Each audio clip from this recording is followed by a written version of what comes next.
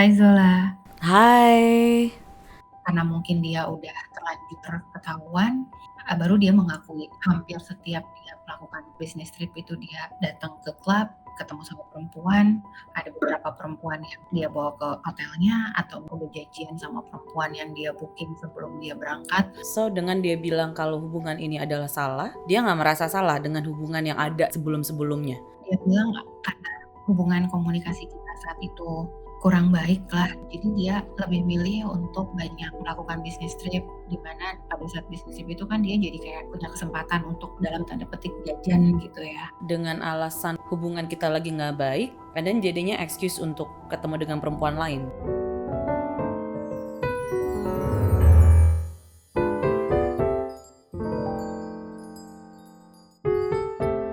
Hai Zola, Hai. Dengan Mbak siapa? aku dengan Nira. Nira. How can I help you? Aku mungkin punya isu seputar permasalahan dengan pasanganku yang secara nggak sengaja aku tahu dia sudah melakukan tindakan infidelity, dan mungkin ceritanya ini udah kejadian udah setahun yang lalu aku tahu kan dia infidelity. Dan kalau aku boleh cerita, ini bukan kali pertama dia melakukannya. Oke. Jadi yang pertama di tahun 2015. Di 2000. saat itu dia sudah berkomitmen di depan orang tuanya bahwa dia tidak melakukan hal seperti itu lagi. Dari situ ya aku percaya sih gitu saat itu kita perbaiki, tapi ternyata di tahun 2023 kemarin tanpa sengaja aku menemukan bukti-bukti ketidaksetiaannya gitu. Jadi dari bukti-bukti itu aku tahu bahwa kejadian itu udah terjadi dari 2000 berapa? 2017. Oh, oke. So, yang pertama kejadian di tahun berapa, Mbak? Sorry. Yang pertama di tahun 2015, Oke. terus kejadian lagi ketahuan di 2023, tapi dari bukti-bukti itu aku menemukan bukti bahwa ini tuh sudah terjadi dari 2017. Oke. Mbaknya sendiri menikah? Open Iya, relationship, oke. Menikahnya udah berapa lama? tahun ini masuk ke 14 tahun. 14 tahun. Iya, Oke. pada saat nemuin bukti-bukti tersebut kaget pasti, tapi sebetulnya wah, aku udah pernah menemukan bukti-bukti tersebut dan punya kecurigaan juga, tapi memang mungkin saat itu aku berusaha mengabaikan gitu. Karena ya mungkin yang orang lihat mengenai kami gitu sebagai pasangan, ya sama halnya kayak pasangan lain gitu. Kita punya fase kita berantem, tapi ada fase baikannya. Kita juga bukan yang bukan yang masing-masing jalan sendiri juga gitu. Kita lumayan sering kayak celebrating anniversary, celebrating birthday, kita juga sering ya rutin melakukan liburan bersama keluarga gitu. Jadi mungkin untuk orang luar lihatnya kita normal aja gitu, dan karena hal itu juga yang membuat aku pikirnya kecurigaan-kecurigaan, bukti-bukti yang sempat ada tuh aku cenderung mengabaikan gitu. Dan pada akhirnya pas di tepat Juni 2023 aku menemukan bukti yang cukup banyak dan cukup valid gitu buktinya. Ya kaget juga karena berarti selama ini bertahun-tahun aku kecurigaan aku tuh beralasan gitu, bukan cuma kecurigaan yang asumsi aja, tapi memang buktinya banyak sekali gitu. Jadi kalau boleh cerita di 2015, buktinya adalah chat dia dengan perempuan, seorang Elsie Karaoke yang malamnya dia spending waktu sama-sama, kemudian besok harinya dia kontak lagi si perempuan itu ya hanya bukti itu aja sebetulnya, tapi udah cukup bikin aku kaget lah gitu, bikin aku terluka saat itu gitu, sampai aku harus cerita sama orang tuanya, dan kejadian itu aku nggak cerita sama sekali ke pihak keluargaku. Hmm. Akhirnya keluarganya mendamaikan kita gitu. Saat itu aku udah pengen pisah, tapi keluarganya mencoba membujuk dan segala macam sampai akhirnya oke kita perbaiki gitu. Nah dari situ ya hubungan kita biasa lagi gitu, baik-baik lagi. Dari 2017 sampai 2023 itu memang ada banyak kejadian-kejadian yang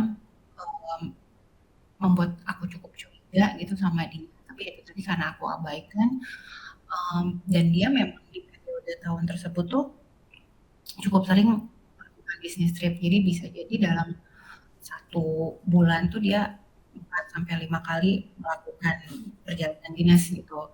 Dan ternyata memang kejadiannya itu hampir setiap dia melakukan perjalanan dinas gitu. Jadi ada perempuan di karaoke mana, di kota mana gitu, ada yang di kota mana, di hampir setiap kota ada gitu. Dan saat aku Hmm. tanya konfirmasi ke dia berdasarkan bukti-bukti yang aku lihat, dia mengakui bahwa memang dia melakukan itu.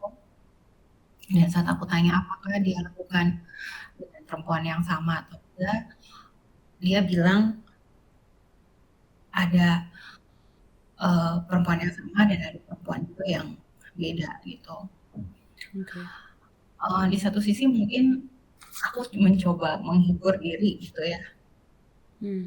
Hmm, eh, kayak apa ya, kayak oh, oke mungkin ini hubungan dia hanya sebatas sexual relationship di mana dia nggak melibatkan perasaan karena dia lakukan dengan perempuan yang beda. Tapi di sisi lain aku juga merasa kayak uh, bukan mendiskreditkan perempuan lain ya, gitu. Tapi kok tega banget sih gitu dia sama, Hmm. mohon maaf, si karaoke sama perempuan yang apa sih yang kayak ngantri minuman di bar sama Hmm. apa di tempat pijat yang kayak gitulah gitu. Hmm. Kan kayaknya aku mikirnya kayak kayak semacam kayak kok dia bisa-bisanya gitu milih perempuan seperti itu gitu. Eh, terus kemudian banyak bukti-bukti yang aku temuin kayak semacam bukti transfer yang awalnya aku pikir oh itu transfer ke temannya kali gitu Arifan, alumni SMA apa segala macam. Dan ya sekarang aku jadi tahu bahwa bukti transfer yang ada di handphone dia itu ya mungkin untuk transfer ke perempuan-perempuan itu gitu. Hmm. Oh, aku mikirnya saat kejadian dari 2017 sampai 2023 itu dia masih melakukan, kita masih pergi liburan bareng, kita masih rutin tiap anniversary kita dinner atau apapun lah gitu, ulang tahun kita juga ada celebrating birthday dinner atau apapun gitu. Tapi uh, di satu sisi dia juga melakukan itu. Bahkan kalau misalnya lihat dari timeline berdasarkan foto-foto yang aku lihat, ada kejadian dia baru ada foto Hmm. di hotel Hmm. ya, dengan perempuan. 2 hari kemudian kita pergi liburan.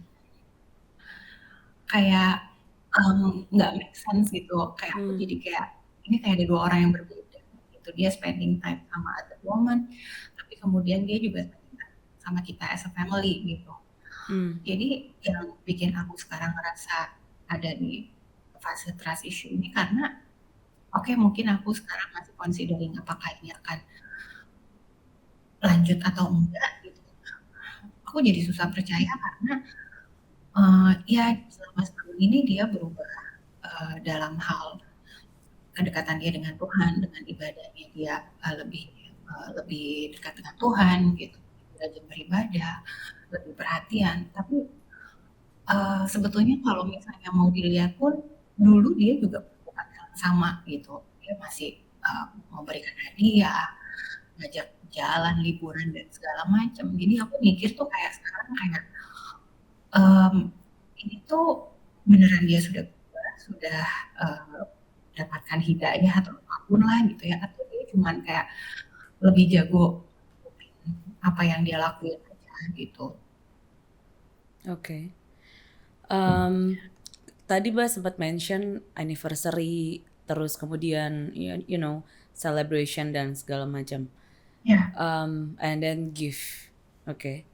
Dan kalau misalnya boleh tahu, apakah dia melakukan itu setelah, eee, ketahuan selingkuh atau setiap melakukan kesalahan, atau gimana? kalau setelah melakukan kesalahan aku terus terang nggak tahu, tapi ini cukup cukup rutin dilakukan dari dulu gitu, bahkan mungkin dari sebelum kita menikah, ya ulang tahun pasti dia ngasih hadiah Mmm, lah gitu ya, dan mmm, setelah kita menikah pun, eee, kayak tiap ulang tahun dia pasti kasih bunga dan hadiah, bahkan kalau bisa kita ada birthday trip, itu udah rutin dilakukan bahkan sebelum tahun 2015 dia pertama kali ketahuan gitu tau.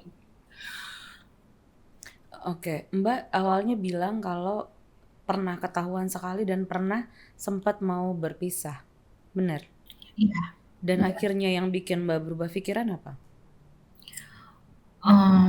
Mungkin karena waktu itu kondisi aku juga kayak, eee, apa ya, anak kita masih kecil gitu, kemudian orang tua juga udah cukup mengultimatum, eee, suami saat itu, dan suami kelihatannya saat itu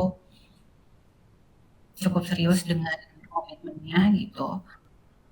Jadi akhirnya ya aku coba maafkan dia gitu, nggak sebentar waktu untuk recover dari, kejutan syok pertama saat di 2015 itu, tapi akhirnya ini berjalan lagi gitu, maksudnya kita baik-baik lagi dan makanya aku agak nggak nyangka, dia melakukan hal ini lagi karena, dia tipe orang yang sebetulnya sangat mendengar apa kata orang tuanya gitu. Jadi aku percaya saat itu pada saat dia berjanji untuk menjaga komitmennya di depan orang tuanya, aku percaya. Tapi Mmm, ternyata 2 tahun kemudian dia melakukan hal yang sama. Jadi kondisi sekarang aku dalam posisi apakah ini akan terulang lagi kalau aku memberikan kesempatan lagi ke dia atau memang dia memang betul berubah gitu. Mungkin kalau dibandingkan 2015 dan kemarin 2023 pada saat ketahuan dia memang sikapnya dia jauh berubah sekarang gitu tadi aku jelaskan. Tapi ya namanya punya 2 kali pengalaman yang sama, hal ini kan juga gak mudah ya untuk hmm, percaya lagi gitu. heeh. Mmm, Mbak sebelumnya sudah pernah diskusi atau pernah membahas masalah ini dengan suami nggak? Maksudnya gini, ini ketahuan selingkuh, otomatis dianya ngaku, and then apakah pernah dari suami, let's say for example dia minta maaf and then berjanji nggak akan mengulangi lagi, tapi ternyata diulangin lagi, mmm, apa gimana? Pernah ada kata-kata itu Hmm. nggak? Atau kalau misalnya kalau ini terjadi lagi, konsekuensinya itu apa? Mmm, kalau minta maaf iya, kebetulan waktu itu, yang tahun 2023 pertama kali aku tahu tuh sebetulnya tadi kan aku bilang di bulan Juni, aku mengungkapkan ke dia ya gitu, integrasi dialah gitu. Sebelumnya sebetulnya dari sekitar bulan Mei kalau nggak salah, kebetulan waktu itu Mei tahun lalu itu kita liburan bareng dan setelah liburan, aku sama anakku pulang duluan, dia masih stay karena lanjut ada pekerjaan gitu. Eee, beberapa lama setelah liburan itu aku nemuin boarding pass di, gadgetnya dia yang aku, tanya sama dia, "Ini boarding pass-nya siapa?" Karena menurut aku boarding pass itu something personal gitu kan, nggak mungkin ada boarding pass orang lain ada di device kita gitu. Nah terus, dia juga jawabannya bingung, nggak tahu ya itu boarding pass-nya siapa gitu karena, itu bukan boarding pass aku, ya itu memang bukan boarding pass-nya dia gitu karena namanya nama perempuan kan. Ya terus, ya mungkin dari situ awalnya kecurigaan, muncul gitu ya, kok ada boarding pass perempuan di gadgetnya dia gitu, sampai akhirnya aku mendesak dia, dia tetap nggak mau ngaku. Nah, eee, pas begitu bukti-bukti foto-foto yang dari kurun 2017 sampai 2023, aku tanyain semuanya, "Ini siapa yang di kota ini siapa, segala macem." Kan tadi dia ngakunya sebagian-sebagian, ada yang dia tutup-tutupin dulu sampai akhirnya aku tanya lagi, baru akhirnya dia menjawab gitu kan. Nah, saat pertama kali aku tanya, dia tidak meminta maaf. Dia lebih ke defensif dan pertanyaan dia, "Kamu tahu dari mana?" Dan aku bilang, "Semuanya ada di gadget kamu," gitu. "Gimana kamu bisa, apa ya, dalam tanda petik "careless" gitu, menyimpan, foto-foto itu di gadget kamu, sementara gadget kamu itu sering digunain sama anak kita," gitu kan. Itu. Terus, akhirnya karena mungkin dia udah terlanjur ketahuan, baru dia mengakui. Ya dulu dia mengakui dia, sering ke, klub, sering ke bar, ketemu sama perempuan ini hampir setiap dia melakukan business trip itu dia, datang ke klub, ketemu sama perempuan, ada beberapa perempuan yang dia bawa ke hotelnya, atau misalnya udah janjian sama perempuan yang dia booking sebelum dia berangkat. Ya intinya hampir di setiap, kota di mana dia melakukan business trip terjadi hal seperti itu gitu. Sampai akhirnya aku menanyakan lagi mengenai boarding pass itu, karena dia mulai mau menceritakan berdasarkan foto-foto yang aku lihat gitu. Akhirnya aku tanya lagi boarding pass itu, dia tetap nggak mengakui. Dia bilang, "Nggak tahu, aku juga bingung kenapa boarding pass ada di, gadgetnya dia," gitu kan. Dan aku kembali mengkonfirmasi lagi, ini something personal yang nggak mungkin ada, di apa maksudnya, boarding pass tuh di-share gitu, kecuali kamu mungkin melakukan check-in, tiketnya untuk orang tersebut atau, gimana gitu, aku juga nggak ngerti kenapa bisa ada. Kebetulan saat itu setelah aku tahu kejadian-kejadian yang dari foto-foto itu, aku, apa ya, duplikasi contact book-nya yang ada di, gadgetnya dia ke contact book aku, ke handphone-ku gitu. Dan aku karena mungkin penasaran, aku cari nama yang ada di boarding pass itu, cari di contact book, ternyata ada namanya. Dan ketemu? Dan ketemu nama yang sama. Akhirnya karena aku, menurut aku nggak logis gitu, kenapa bisa ada boarding pass yang namanya dia nggak kenal, tapi ada.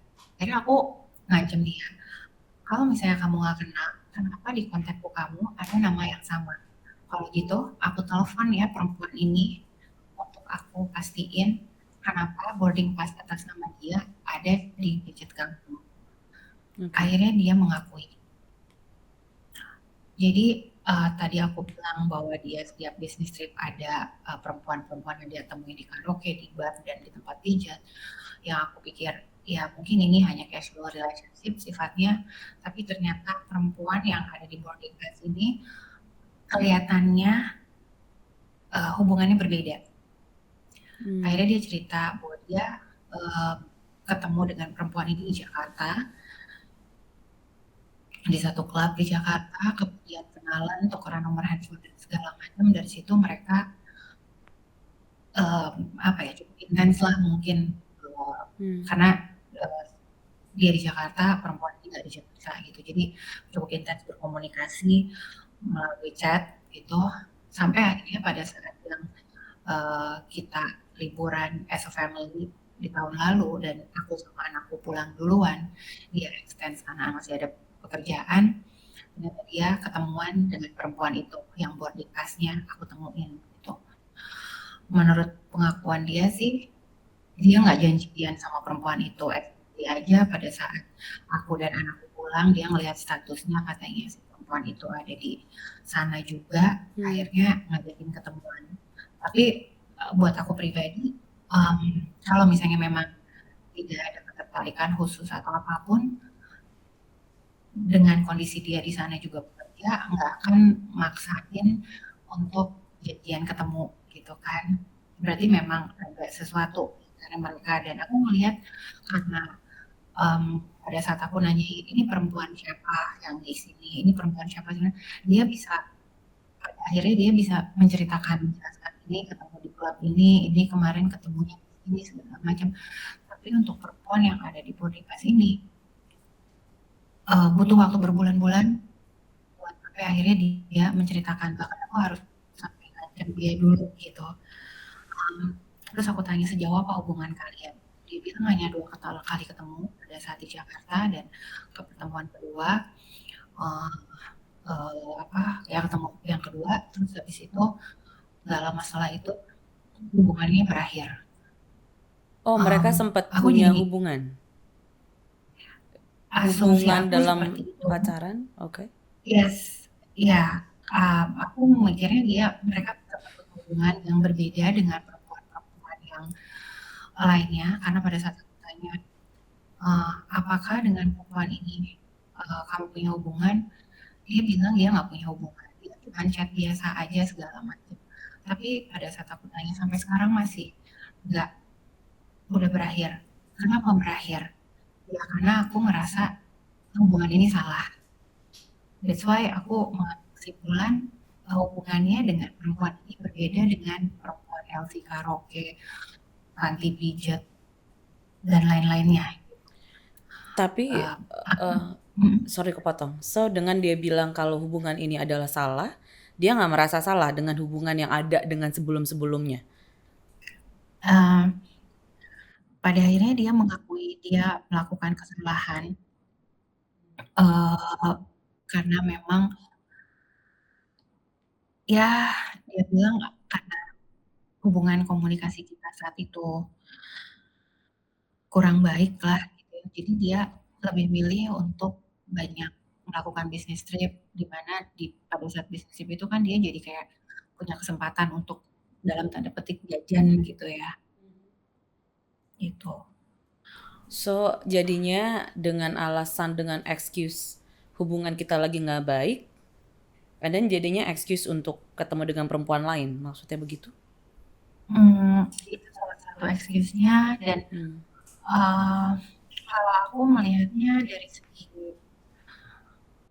sifatnya dia ya, dia tipe orang yang memang seneng di apa ya, kayak misalnya dia senang pada saat orang itu membutuhkan dia. Oke. Nah, sementara ya, mohon maaf misalnya ketemu di bar yang oh tahu nih laki-laki ini punya uang gitu ya. Dia kan akan dideketin kan. Ya kayak gitulah gitu. I see.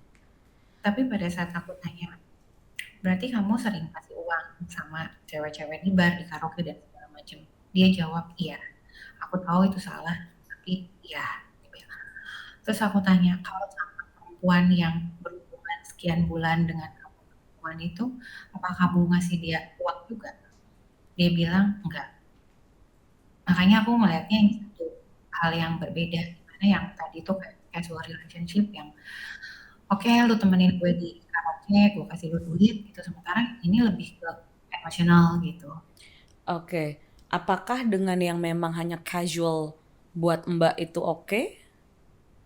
Atau Ya tetap enggak. sebenarnya di Mbak lebih yang ibaratnya yang lebih sakit itu ya actually with emotional cheating?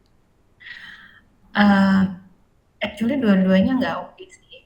Oke. Karena mau gimana pun ya itu kan tetap jatuhnya cheat ya gitu.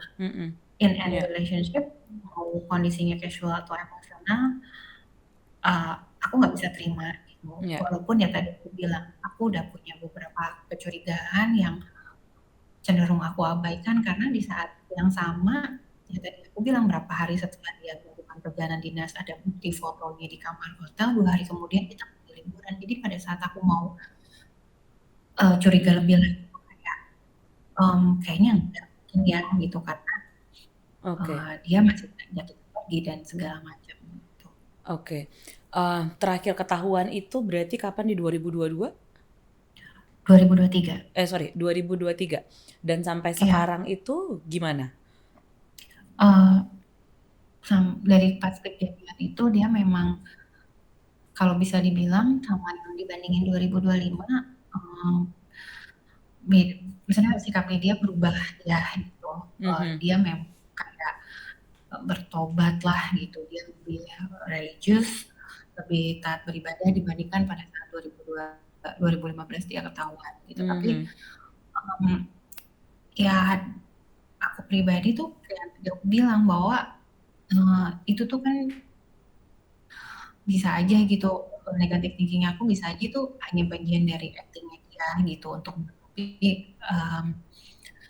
eee, hal-hal yang memang dia perlu tutupin gitu dengan dia banyak hmm, kasih perhatian. Karena dia udah kayak, oh udah tahu nih gitu kan, eee, gimana caranya menutupi dengan, eee, ya lebih banyak kasih hadiah mungkin, lebih banyak kasih ini, perhatian segala macam gitu. Itu yang jadi, isu tersendiri sih buat aku. okay.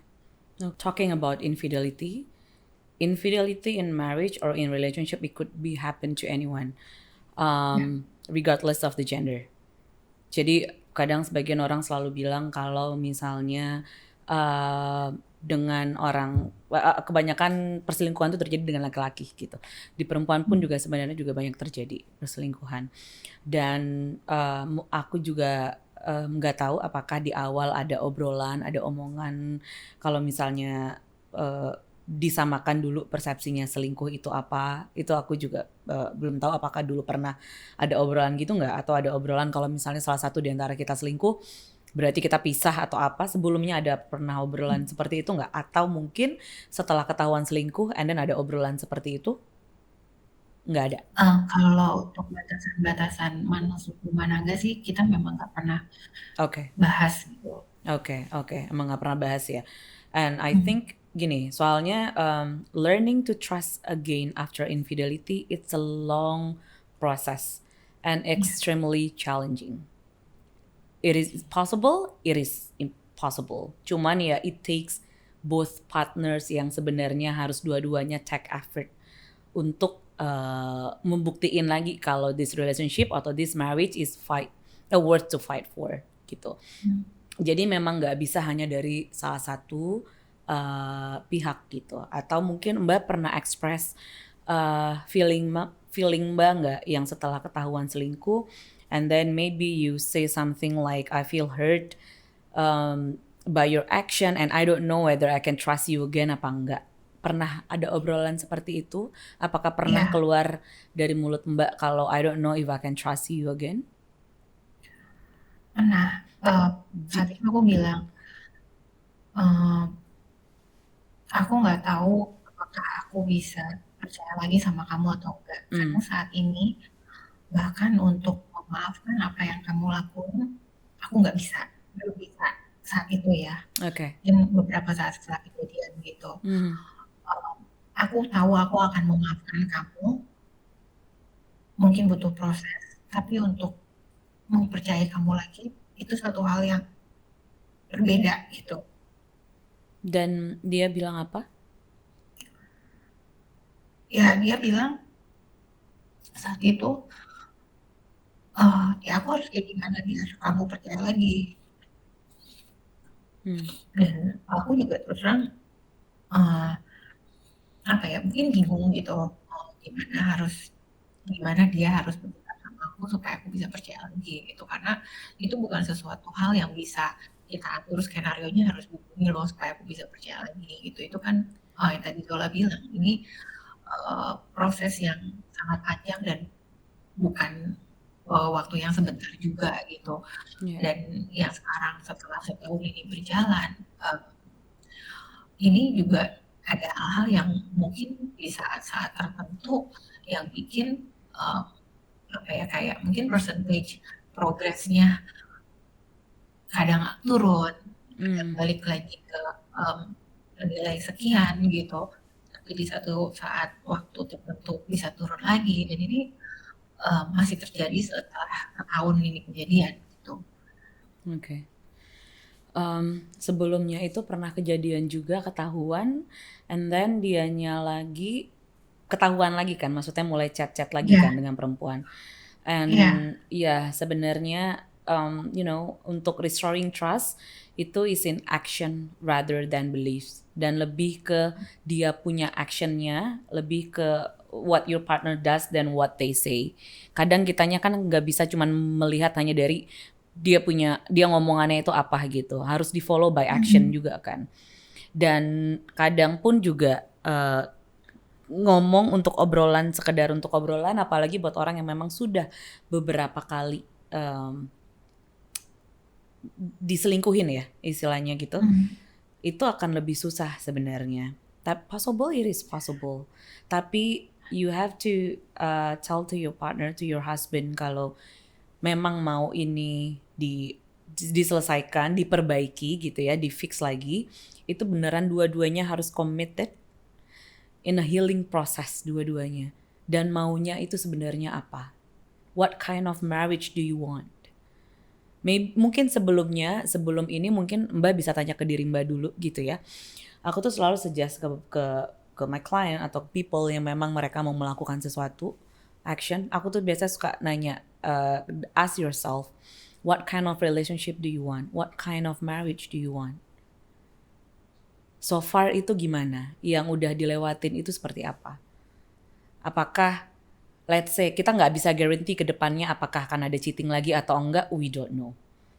Karena iya, kan again balik lagi, kalau misalnya ternyata choice-nya dia mau itu selingkuh atau enggak selingkuh, itu haknya dia. There's something that we cannot control. Tapi yang kita bisa kontrol itu adalah, itu kan mereka punya decision kan, mereka mau selingkuh lagi atau mhm, enggak, walaupun setelah mau minta maaf atau enggak. Tapi kan yang bisa kita, we can choose whether we want to trust them again atau enggak. That's our own choice. Cuman in this case, posisinya Mbak masih mau mempertahankan marriage-nya kah, atau memang sebenarnya Mbak juga ada keraguan? iya, to be honest sih masih sangat ada keraguan ya gitu walaupun, dalam beberapa bulan terakhir aku mungkin mulai gaining trust lagi gitu ke dia gitu. Oke. Okay. Tapi karena memang yang kejadian dulu itu juga, ibaratnya cuman 2 tahun setelah dia ketahuan dia melakukan lagi, jadi aku tuh kayak, di satu sisi ingin percaya, tapi di satu sisi juga kayak, apakah ini aku kayak menunggu sesuatu yang, nggak pasti juga gitu. Dia akan, mmm, apa ya, akan straight lah gitu ya, dengan perubahannya gitu. Karena kalau misalnya sekarang aku lihat perubahan ini dia lebih religius gitu. Tapi, mmm, ya kayak dia tuh hanya acting atau memang dia purely, berubah gitu. Hmm. Untuk hal itu kan sebenarnya memang kita hanya bisa melihat dari dia punya omongannya, terus Mhm, kemudian actionnya, and then ada konsistensi nggak di situ. Jadi kalau kalau konsistensi, misalnya kita hanya melihat oke, by doing something gitu, tapi words-nya juga mmm, nggak ada. Harus align antara dia punya words and action-nya dia. And then ada konsistensi, karena itu yang hanya kita bisa pegang kan. Saat ini mhm, karena Mbak punya trust issue. Dan dan dia pun juga berhak tahu kalau uh, trust issue itu sendiri pun juga itu kan sebenarnya ada karena ada past experience sebelumnya, which is a mhm, negative experience yang terjadi. Dan untuk gain trust itu tuh memang gak gampang. Trust is earned kan.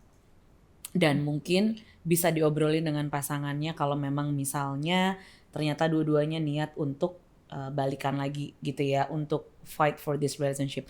Pernah ke couple counseling sebelumnya? Atau marriage iya counselor? iya udah pernah. Oh, oke, udah pernah. Nah, terus udah gitu apakah dari counselor itu ada disuruh melakukan sesuatu atau apapun itu, karena kan banyak hal sebenarnya yang bisa dilakukan gitu. Contoh sesimpel untuk nge-repair the marriage after infidelity itu tuh misalnya mulai balik lagi dua-duanya melakukan ritual of connection sesimpel Mhm. Mhm. dari Iya. day to day life, sesimpel hanya untuk kasih apresiasi ke pasangan gitu. Itu kan dari small moment kan. Kalau Mhm. mungkin suami Mbak sering kasih gift dan lain-lainnya gitu ya. Ada momen-momen tertentu. Tapi apakah itu di-build on a daily basis atau enggak?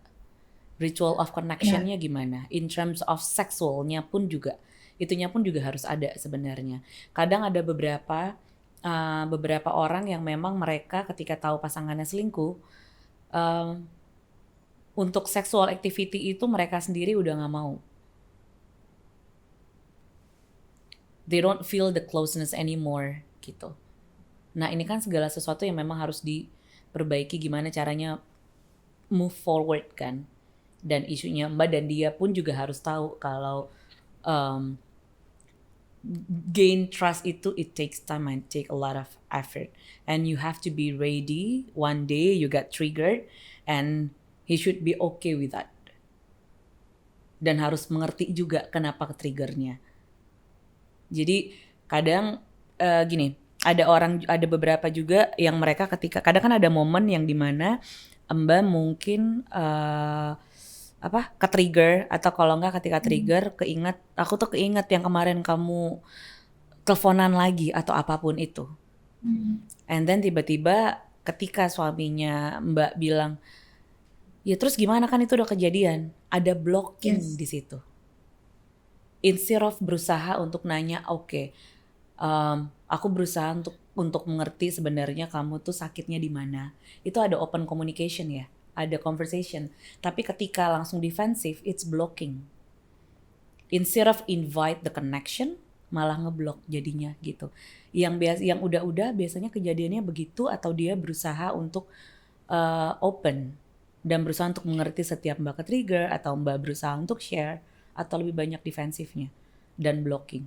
Ya, actually lebih banyak blocking-nya gitu dan itu Hmm. udah pernah aku komunikasikan juga gitu karena, masih banyak hal-hal yang bikin aku ke-trigger gitu bahkan small things gitu kayak contoh, nonton Hmm. film gitu ya ada, adegan, kumpul di bar, di klub gitu, itu kayak langsung ke-trigger sama foto-foto yang aku pernah lihat gitu Hmm. dan pada saat aku ke-trigger biasanya aku akan tanya kan gitu, jawabannya dia sangat defensif gitu, itu udah pernah kejadian gitu, jadi udah nggak bisa dirubah lagi, udah nggak usah, aku nggak mau, jawabannya dia selalu sama, aku nggak mau nginget-nginget masalah aku yang udah, eee, membuat aku ngerasa sangat bersalah, ngerasa aku juga malu pernah melakukan itu, jadi stop nanya-nanya itu karena aku nggak mau ingat-ingat lagi. Tapi buat aku pribadi, apa ya, aku jadi kayak, mmm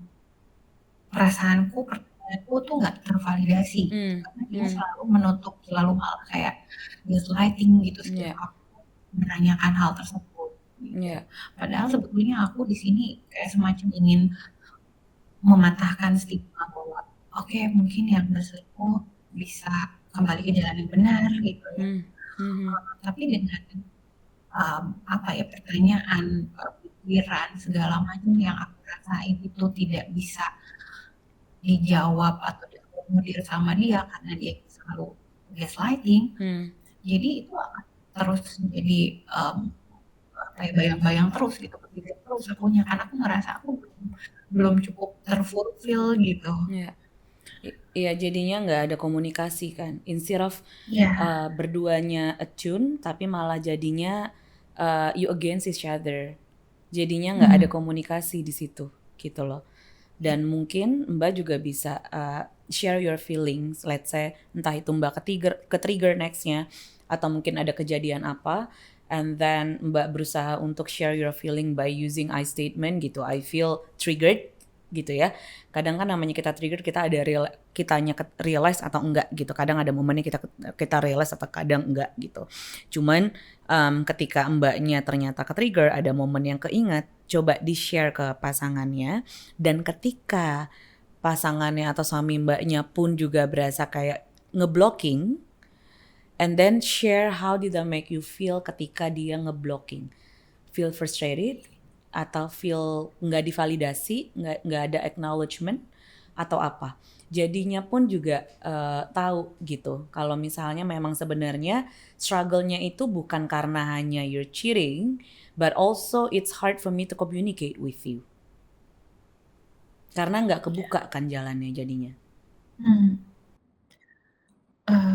Sebetulnya itu udah sempat disampaikan sih bahwa dengan segala pertanyaan yang aku ajukan dan dia, blocking gitu. Tapi, in the end sekarang tuh aku jadi kayak merasa, mmm, kayak gimana ya, daripada dia gaslighting, ngomel-ngomel karena aku menanyakan hal yang bikin aku ke-trigger, aku jadi kayak menjaga perasaannya dia supaya dia nggak marah-marah gitu. Padahal sebetulnya perasaan aku sendiri, aku mau tahu gitu kan, jawaban-jawabannya dia, tapi, jadi akunya yang ngejagain supaya dia nggak emosional gitu pada saat padahal aku juga butuh di-fulfill loh gitu segala macam, apa yang aku rasain ini gitu. Akan susah ketika kitanya sendiri nggak full, our love tank-nya nggak full, dan kita harus kasih ke orang, itu akan capek nanti pasti. Sementara mbaknya sendiri pun juga lagi kosong nih. Tapi mbaknya malah ngasih ke yang lain, yang mau dikasihnya itu jadinya apa? Karena udah kosong kan. Sementara itu yang mbak butuhkan, you need that from your partner, from your husband, tapi ternyata malah nggak dapet. My question, do you love him?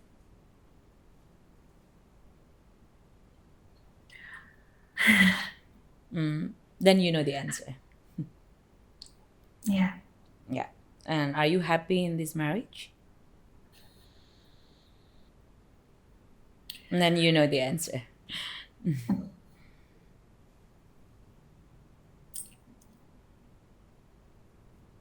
ya, Kadang mungkin karena intinya gini, Mbak coba melakukan, karena kan saat ini yang hanya kita bisa lakukan adalah balik lagi taking care of ourselves kan.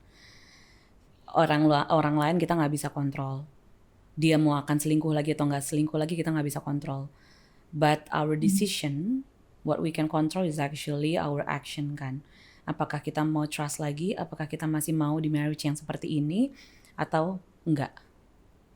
And mungkin Mbak bisa cek, bisa doing the self discovery lagi, merit yang seperti apa, pernikahan seperti apa yang Mbak inginkan gitu ya. Mau build family seperti apa. Terus how do you want to be treated in a marriage? Karena ini kan kejadiannya sudah beberapa kali ya.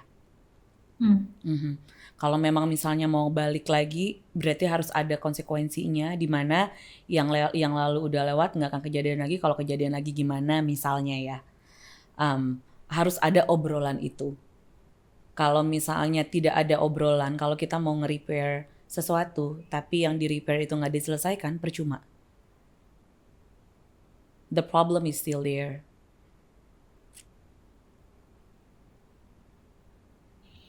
And it takes time. Possible apakah untuk build trust lagi? Is it possible? It is possible. But yang tadi aku bilang, it's extremely challenging. Kemudian juga it's a slow process, ups and downs-nya banyak, and it takes both partner to commit to do that together. Karena kalau cuma dari Mbak tapi dari sisi dianya pun nggak ngebantu akan susah. Dan balik kembali lagi sebenarnya relationship atau pernikahan seperti apa yang Mbak mau? Apakah selama ini pernikahan yang ini bikin Mbak happy? sebetulnya, ya tadi aku bilang kita pasangan yang keluarga lah gitu, sama anak cukup bahagia gitu, cukup bikin happy gitu. Makanya pada saat kejadian tersebut tuh kayak jadi kayak mencoreng kebahagiaan yang udah mungkin aku rasain gitu. Kayaknya kemarin aku cukup puas, cukup bahagia dengan relationship kita, tapi kemudian ada kejadian ini kayak aku jadi questioning lagi gitu. Can I ask you something? Can I ask you one question? Yes. What make you stay in this marriage? Mungkin karena anak sih. Oke. Ya, sebenarnya banyak. Mbak kalau boleh tahu punya anaknya berapa? 1. Mbak kerja? Iya. Oke. So berarti dua-duanya kerja ya? Oke. Gini, banyak yang mereka stay in a marriage, in a unhealthy marriage, just because of the kids. Tapi dianya sendiri suffering. So don't stay in the marriage just because of the kids. You have to, think about yourself juga. Think about your happiness. Dan imagine ketika punya anak dan anak melihat situasi yang ada di keluarganya sendiri, otomatis kita sendiri pun juga jadi mengajarkan love itu sendiri ke anak seperti apa. Banyak orang alasan untuk stay di marriage itu macam-macam. Nggak ada yang salah, nggak ada yang benar. Cuman ya gitu, kalau memang mau stay in marriage because you want to be together, because you love him, atau you know that bakal ada you sure that maybe he will change gitu, although we don't know ya. Cuman ya gitu, di-reevaluate lagi aja. Kalau misalnya memang mau balik, duduk bareng, re-evaluate the marriage, and then how can we make it better.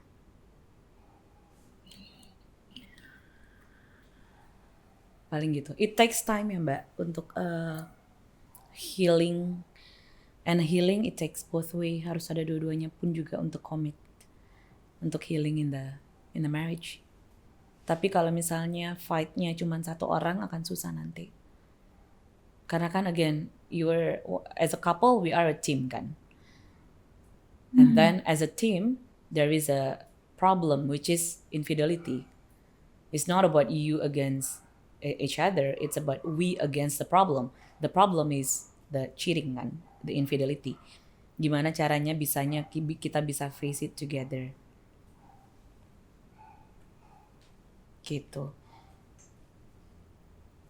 Mungkin Mbak bisa coba cek ask yourself dulu kenapa stay in a marriage.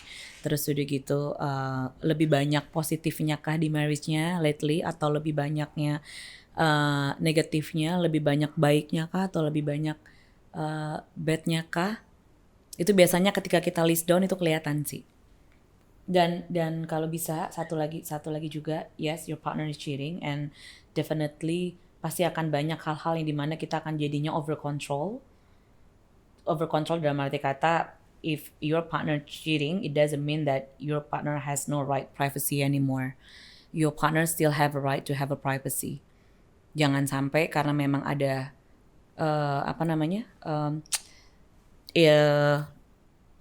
trust issue gitu ya, jadinya kita overpower and jadinya controlling. Let's say sesimpel ngecek handphonenya dia, atau jadinya mungkin ngecek sosial media, atau mungkin lokasi di mana segala macam. Jangan sampai seperti itu juga gitu. Yes, pasti akan ada proses. Tapi dengan kitanya yang makin begitu jadinya bukan membantu untuk heal. Dan jangan sampai ada abusive juga. So what you can do together as actually just ask your partner, ask your husband, and then let's talk heart to heart. Terus udah gitu, if you want to make it better, and then ask and then say it, how can we make it better about our marriage and move forward. Dan kalau misalnya ternyata kejadian lagi, gimana? That's gonna be your last chance misalnya ya. Tapi itu harus ada obrolan, jangan sampai digantung. Kalau enggak, mbaknya sendiri akan ngambang terus gitu. Tapi kalau misalnya ternyata your husband udah berusaha untuk minta maaf dan berusaha untuk udah nggak mau melakukannya lagi, then you have to try to find a way to forgive, at least accept dia punya actionnya gimana. Terus udah gitu the processnya towards the forgiveness-nya itu gimana. Again, balik lagi kan, ada words and then action, ada actionnya juga nggak, and align nggak dia punya words and action, dan konsisten apa enggak. Mungkin sebelum itu Mbak juga bisa tanya dulu, ask yourself lagi, do I still love him? Kemudian what kind of marriage do you want? And are you happy in this marriage? And if it's happen again, gimana? Take a deep breath, Mbak. Hope it help ya. I know Iya, it's not easy and you're strong enough to share your story and then you've been through a lot, but look here now. Tapi balik lagi, Mbak harus pasang, ibaratnya kita sebelum menolong orang kita harus pasang masnya kita sendiri kan. Make sure yourself pun juga taking care of yourself, taking care of your well-being. Karena ada anak juga kan ya. And then obrolin aja nanti dengan suaminya. Pokoknya thank you Zola. iya, pokoknya apapun yang Mbak rasain after infidelity it's normal. Karena memang infidelity itu hampir sama kehilangan pasangan. Gitu. Experience-nya sama. Pasti akan shock, ada marah, ada semuanya lah, campur aduk gitu. Mbak pasti udah melewati fase-fase itu kan. Dan sekarang pun juga mungkin masih ada emosi-emosi yang masih inilah. And it's okay, it's normal. Mungkin aku sekarang kayak ngerasa kenapa ini harus kejadian gitu, karena di luar infidelity ini we are doing good gitu. Ya ada like any other couple gitu, kita ada berantemnya segala macam, tapi we're good gitu. Tapi kejadian itu jadi kayak bikin jadi kayak reconsidering sebenarnya kemarin kita tuh benar-benar oke, benar-benar happy gak sih gitu, atau cuman kayak we are pretending, mungkin aku yang pretending everything okay gitu. Dan Mbak bisa tanya pertanyaan itu ke diri Mbak. Are you really happy or are you pretending to be happy? I know it's been hard for you.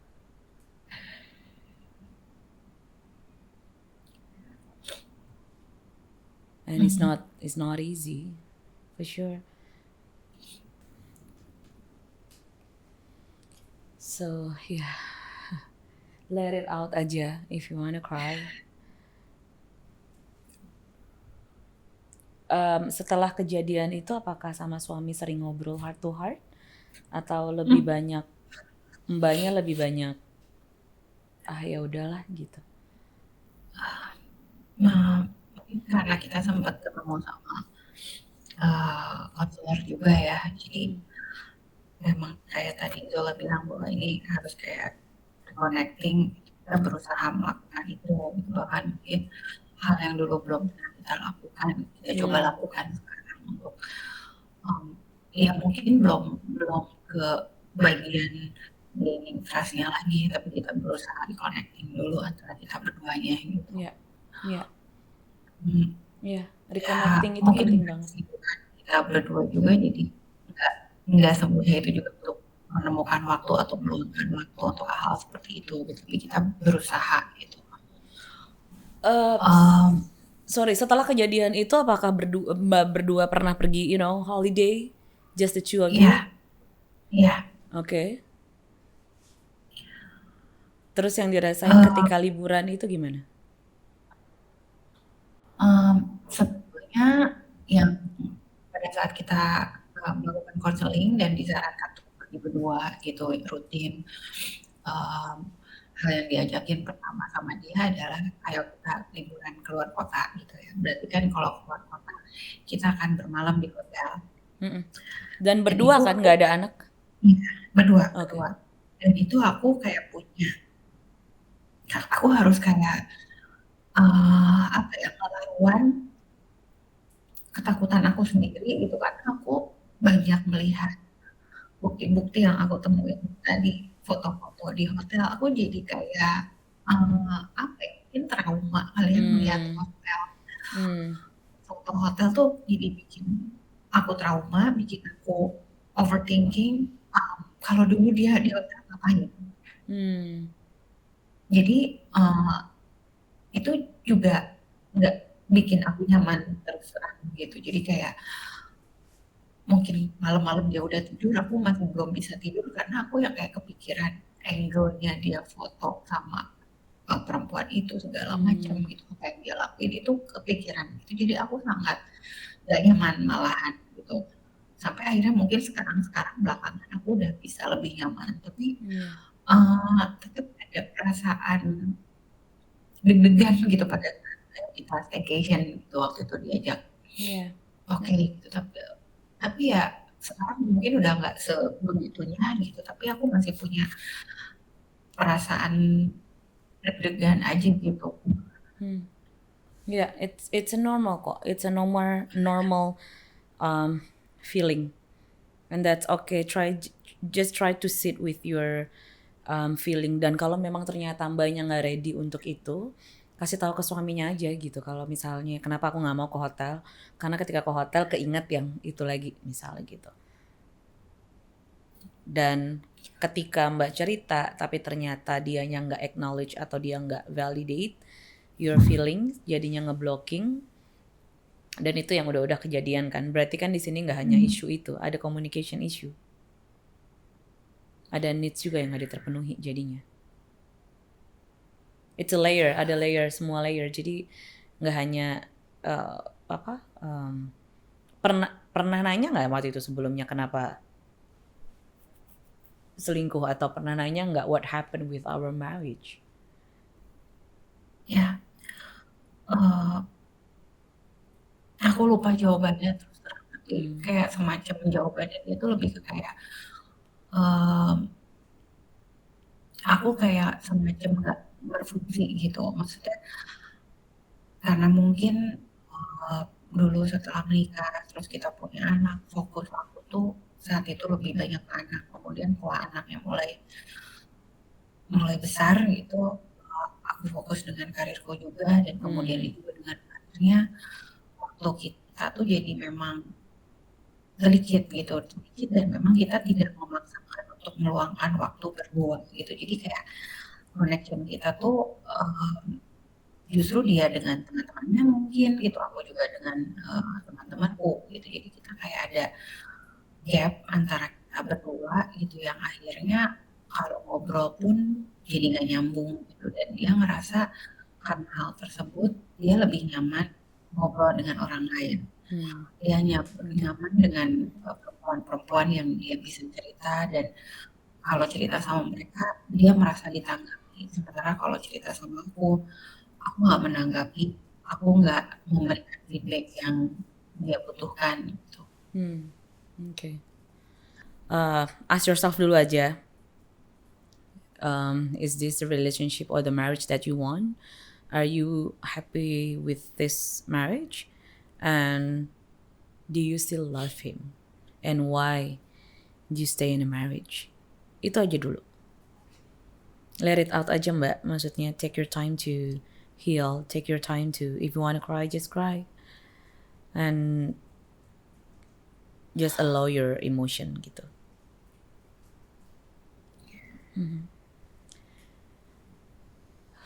So yeah, thank you so much ya mbak for calling.